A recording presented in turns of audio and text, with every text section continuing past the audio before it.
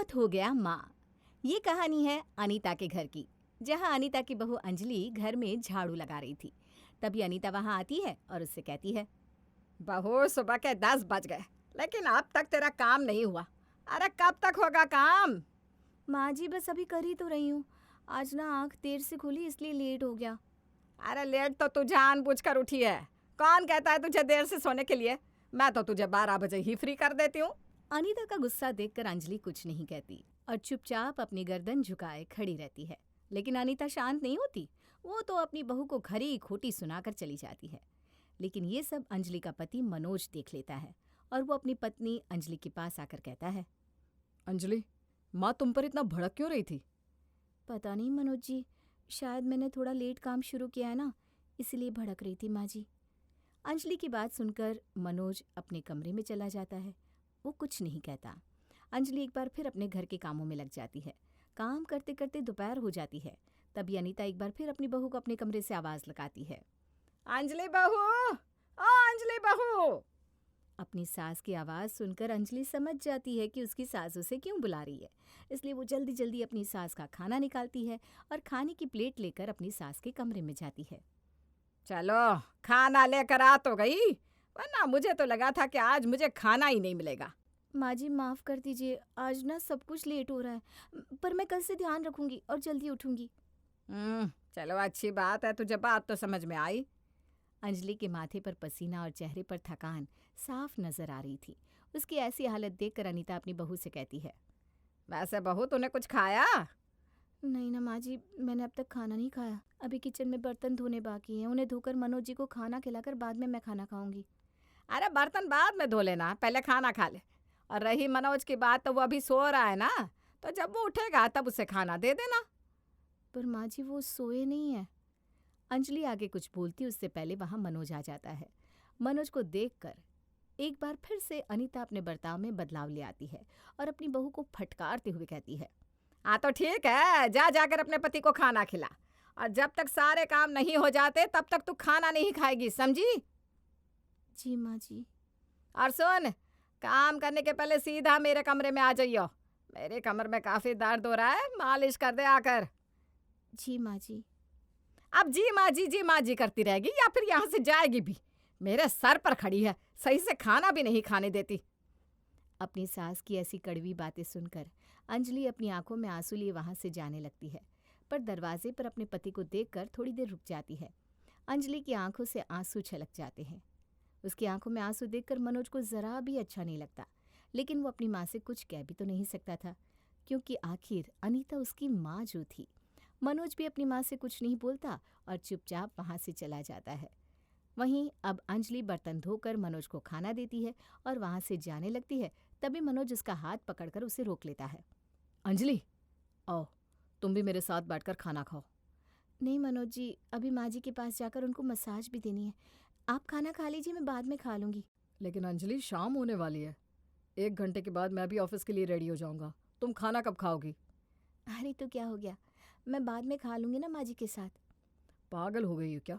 तुम्हारा time table खराब हो जाएगा, और अगर यही चलता रहा तो तुम बहुत जल्दी बीमार पड़ जाओगी। नहीं मनोज जी, कुछ नहीं होगा, आप यहाँ बैठकर आराम से खाना खाइए। मनोज उसको अपने साथ बैठकर खाने के लिए काफ़ी कहता है, लेकिन फिर भी अंजलि उसके साथ बैठकर खाना नहीं खाती और अपनी सास के कमरे में जाकर उसको मसाज देने लगती है। समय गुजरता है और गुजरते समय के साथ अंजलि अपने घर के कामों में काफ़ी उलझ जाती है। ऐसे ही एक दिन अंजलि अपने घर के काम कर रही थी। काम करने के दौरान ही उसका पैर फिसलता है और वो सीढ़ियों से नीचे गिर जाती है। अंजलि को काफ़ी चोट लगी थी। डॉक्टर अंजलि को आराम करने के लिए कहकर जाते हैं।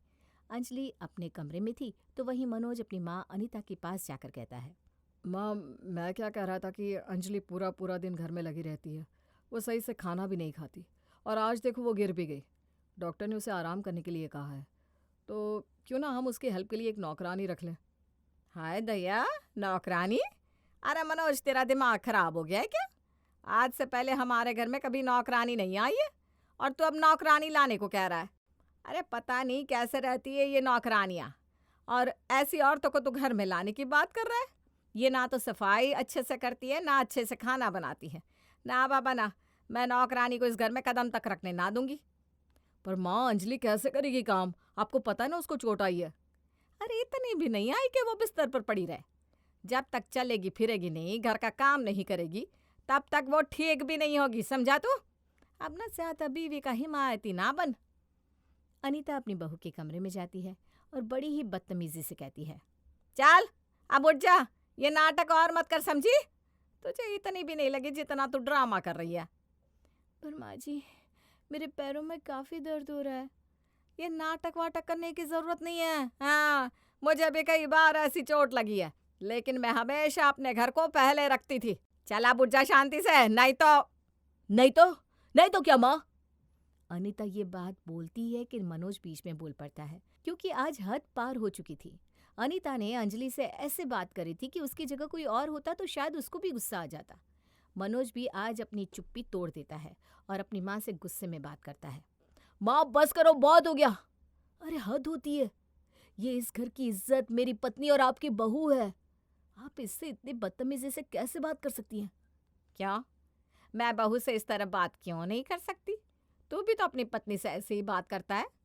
अरे आज जिस औरत को तू अपनी पत्नी कह रहा है ना, तू भी तो उसको बेइज्जत करता है। तू भी तो अपनी पत्नी को इज्जत नहीं देता बेटा।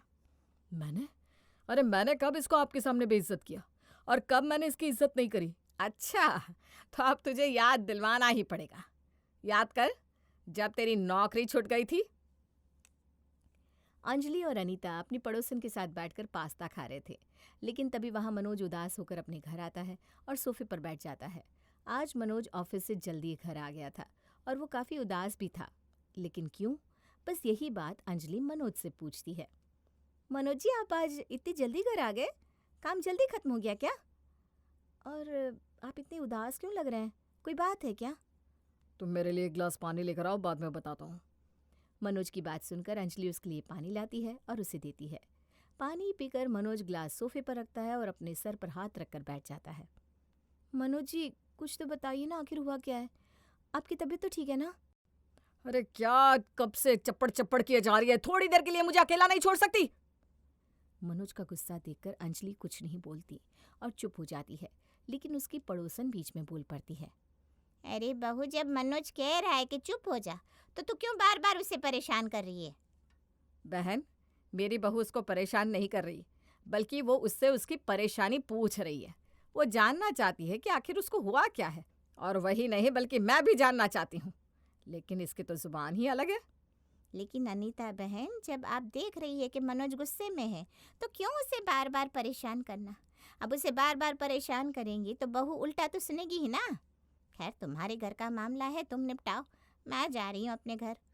इतना बोलकर अनीता की पड़ोसन वहां से चली जाती है, लेकिन अनीता को अपने बेटी की जुबान काफ़ी गंदी लगती है। वो उससे प्यार से कहती है, देख बेटा, वो तेरी पत्नी है, तुझसे तेरी परेशानी पूछना उसका फर्ज है। अरे पर माँ, मैं बहुत परेशान हूँ। अरे पर क्यों परेशान है, यही तो जानना चाहते हैं हम लोग। माँ, मेरी नौकरी चली गई, सैलरी टाइम पर नहीं दे रहा था तो मेरी बहस हो गई और मैंने जॉब छोड़ दी। बस इतनी सी बात पर आप परेशान हो रहे हैं? मैं आज ही भैया से आपकी जॉब के लिए बात करती हूँ। वैसे भी उन्हें एक अकाउंटेंट की ज़रूरत थी, पर वो नाइट शिफ्ट है। कोई बात नहीं अंजलि, मैं कर लूँगा। इस तरह अंजलि अपने भाई से बात करके अपने पति की नौकरी लगवा देती है। मनोज को काफ़ी अच्छी पत्नी मिली थी, लेकिन उसने गुस्से में अंजलि को सबके सामने बहुत उल्टा बोल दिया था, इसलिए उसको अपने शब्दों पर पछतावा होता है और वो उससे अकेले में माफ़ी भी मांगता है। अब तो बता, जब तू ही अपनी पत्नी की इज्जत नहीं करता तो दूसरों से कैसे उम्मीद कर सकता है कि वो तेरी पत्नी की इज्जत करेगा? अरे उसी दिन हमारी पड़ोसन उसको इतना बोल कर चली गई, कितना कुछ कहा था इससे, लेकिन फिर भी ये तेरे बुरे समय में तेरे साथ रही। पर माँ, मैंने अंजलि से माफ़ी मांगी थी। माफ़ी मांगी थी, लेकिन अकेले में। पर तूने तो उसे उल्टा सबके सामने बोला था ना। अब लोगों के सामने उसकी इज्जत घटी, उसका क्या? अनीता मनोज को जो समझाना चाह रही थी वो मनोज काफ़ी अच्छे से समझ जाता है, जिसके बाद मनोज अपनी माँ और अंजलि के आगे हाथ जोड़कर माफ़ी मांगते हुए कहता है, माँ, मैं समझ चुका हूँ कि आप क्या कहना चाहती हैं। मैं आज के बाद कभी भी अंजलि से बदतमीजी से बात नहीं करूँगा, बल्कि उसको सबके सामने इज्जत दूंगा। अंजलि, मुझे माफ़ कर दो। अंजलि बहू, मैं भी माफ़ी मांगती हूँ, मुझे भी माफ़ कर दे। मैंने तुझे बहुत कुछ बोला, पर मैं वादा करती हूँ कि आगे से कभी तेरे साथ ऐसा नहीं करूँगी। आप दोनों मुझसे माफ़ी मत मांगिए प्लीज़। इस तरह अब अंजलि के घर में सब ठीक हो जाता है और अंजलि को सबकी तरफ से मान सम्मान बराबर मिलता है।